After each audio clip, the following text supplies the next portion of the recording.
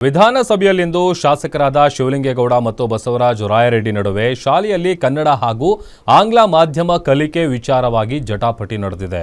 ವಿಧಾನಸಭೆಯಲ್ಲಿ ಶಿಕ್ಷಕರ ವರ್ಗಾವಣೆ ನಿಯಂತ್ರಣ ತಿದ್ದುಪಡಿ ವಿಧೇಯಕ ಪರ್ಯಾಲೋಚನೆ ವೇಳೆ ಆಡಳಿತ ಪಕ್ಷದ ಶಾಸಕರ ಮಧ್ಯೆ ಶಾಲೆಯಲ್ಲಿ ಕನ್ನಡ ಹಾಗೂ ಆಂಗ್ಲ ಮಾಧ್ಯಮ ಕಲಿಕೆ ವಿಚಾರವಾಗಿ ಗಮನದ ಚರ್ಚೆ ನಡೆಯಿತು. ಚರ್ಚೆ ವೇಳೆ ಶಿವಲಿಂಗೇಗೌಡ ಆಂಗ್ಲ ಮಾಧ್ಯಮದಲ್ಲಿ ನಮ್ಮ ಮಕ್ಕಳು ಇಂಗ್ಲಿಷ್ ಕಲಿಯಬೇಕು ಅಂತ ಆಗ್ರಹಿಸಿದರು.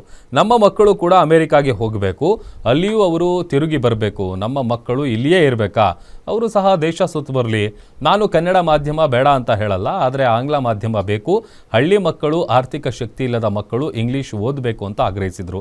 ಈ ವೇಳೆ ಬಸವರಾಜ ರಾಯರೆಡ್ಡಿ ಮಧ್ಯಪ್ರವೇಶಿಸಿ ಮಕ್ಕಳು ಕನ್ನಡದಲ್ಲಿಯೇ ಓದಲಿ, ಕನ್ನಡದಲ್ಲಿಯೂ ಒಳ್ಳೆಯ ಅವಕಾಶಗಳಿವೆ, ಕನ್ನಡದ ಜೊತೆ ಇಂಗ್ಲಿಷ್ ಕಲೀಲಿ, ಇದಕ್ಕೆ ಯಾರ ಅಭ್ಯಂತರವೂ ಇಲ್ಲ, ನಾವು ಬೇರೆಯವರಿಗೆ ಗುಲಾಮರಾಗಬೇಕಿಲ್ಲ, ಇಂಗ್ಲಿಷ್ ಗುಲಾಮರು ಆಗಬೇಕಾಗಿಲ್ಲ ಅಂತ ಹೇಳಿದ್ದಾರೆ. ನಮಗೆ ಆಂಗ್ಲ ಮಾಧ್ಯಮ ಬೇಕು. ಆಯ್ತು, ಆರ್ಥಿಕವಾಗಿ ಹಿಂದುಳಿದಿರ್ತಕ್ಕಂಥ ಎಲ್ಲಾ ಮಕ್ಕಳು ಆಂಗ್ಲ ಮಾಧ್ಯಮದಲ್ಲಿ ಓದಿ ಅಮೆರಿಕ ಎಲ್ಲಿ ಹೊರದೇಶದಲ್ಲಿ ಎಲ್ಲ ಸುತ್ಕೊಂಡ್ ಬರ್ಬೇಕು.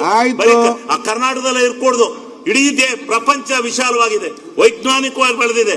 ಆ ವೈಜ್ಞಾನಿಕ ಲೋಕದಲ್ಲಿ ಎಲ್ಲಾ ಮಕ್ಕಳು ಓದಬೇಕು, ತಿರುಗಬೇಕು.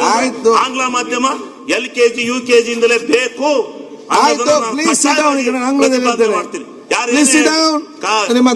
ಕನ್ನಡದಲ್ಲಿ ಹುಟ್ಟಿದಿವಿ, ಕನ್ನಡ ನಮ್ಮ ಮಾತೃಭಾಷೆ, ಅದನ್ನ ಕಲ್ತೆ ಕಲಿಯೋಣ, ಅದರಲ್ಲಿ ಇದ್ದೇ ಇರೋಣ.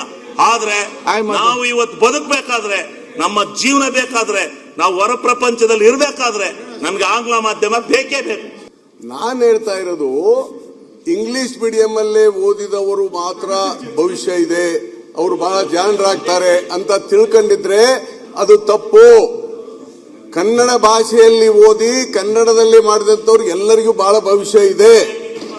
ಏನ್ರಿ ಅಧ್ಯಕ್ಷರೇ, ನಾವು ಕೂಡ ಕನ್ನಡ ಮೀಡಿಯಂದಲ್ಲೇ ಅಪ್ ಟು PUC ಓದಿದ್ದೇನೆ, LLB LLM ಮಾಡುವ ಮಾತ್ರ ಅಧ್ಯಕ್ಷರೇ